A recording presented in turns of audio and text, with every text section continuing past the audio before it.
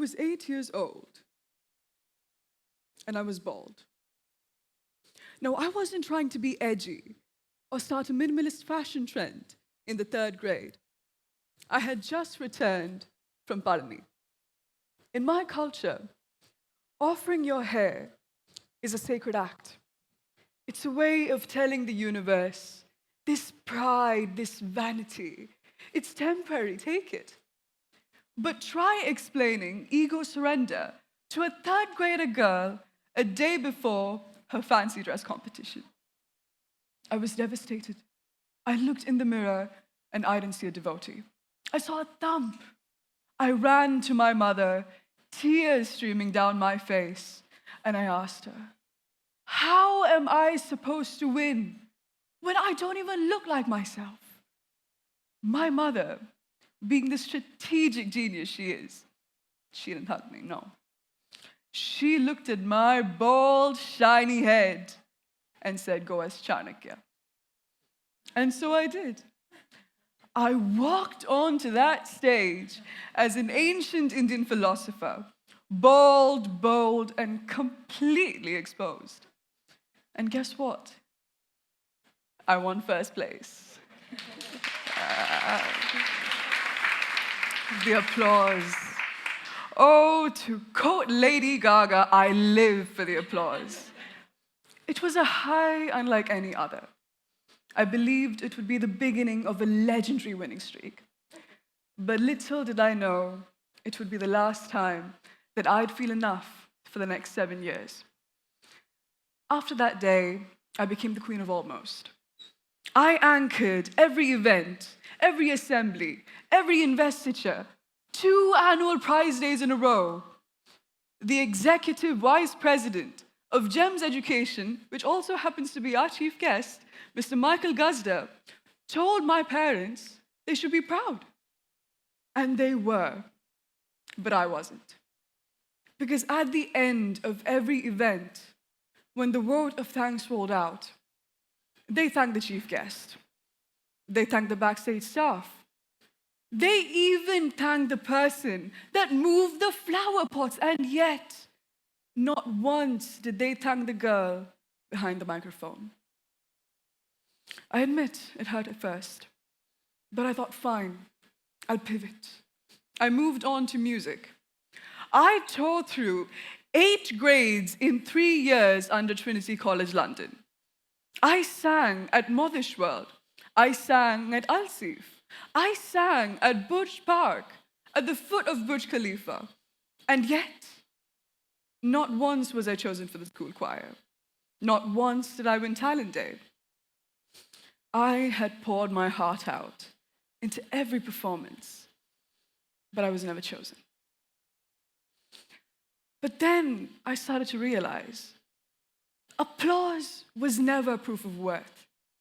It was the journey, the discipline, the fire you carry when no one else is watching. That is what truly mattered. I was good. Everyone knew I was good. But somehow, I was never good enough.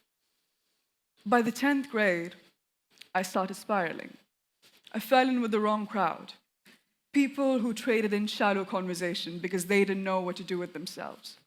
People who couldn't handle ambition, so they crushed anyone else who did. I was invisible, miserable, and losing myself. Then came 11th grade. The year that was supposed to be my reset button turned into a fight for my life. A tumor, a massive one in my belly, complex life or death surgery.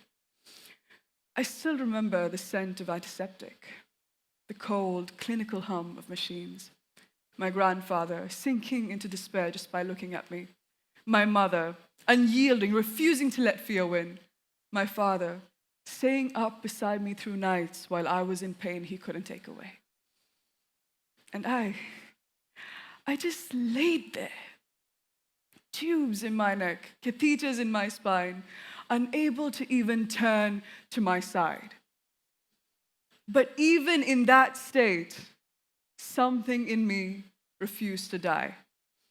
I had formed a very special bond with a certain anesthesia resident. He thought I was an amazing human being and a lovely personality.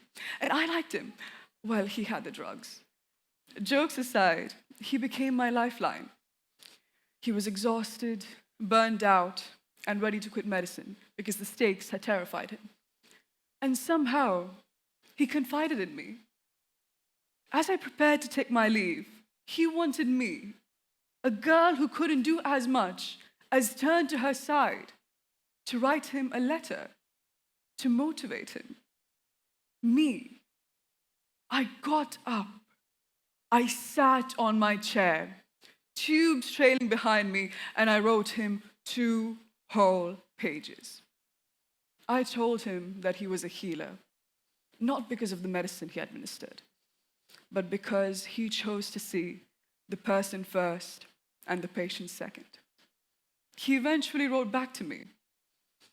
This one line that he wrote changed my life. This is but a blip. You're stronger than this, and life is too short to sit and moan.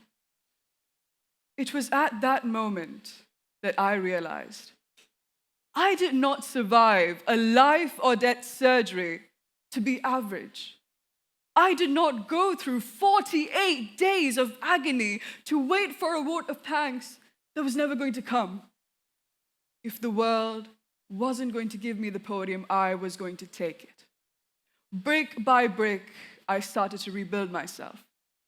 I am now known for merciless debates and mock trials. I don't speak, I command the room. I don't argue, I make people think, react, remember. Every word I say is deliberate. Every stance intentional, because now I know power is earned, not handed out. Recently, we had our IELTS Ambassador interviews in school. I prepared like a general going off to war. The day before, a friend of mine asked to see my notes. On a regular day, I would have said yes, to be kind, to be humble. Except this time, I didn't try to please anyone. I said no. My hard work belongs to me, and I do not require anyone else to validate me. That short, simple no wasn't defiance. It was power. It was saying that I'm here and my hard work belongs to me. And guess what? I am your IELTS Ambassador for the year 2025-26.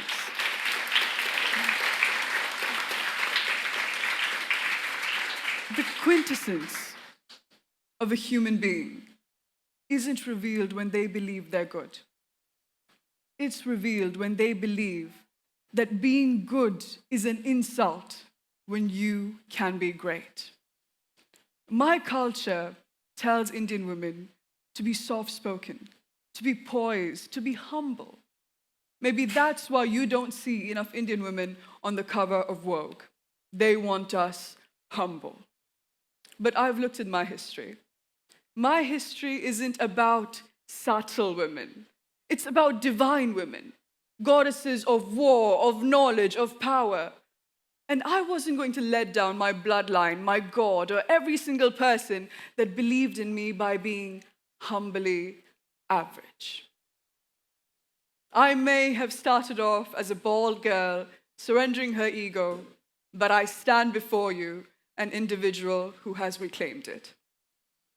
Claim your voice, claim your life, claim your power. I am Diya Rejeesh. I am more than enough, and I won't go to bed till the rest of the world knows it too. Thank you.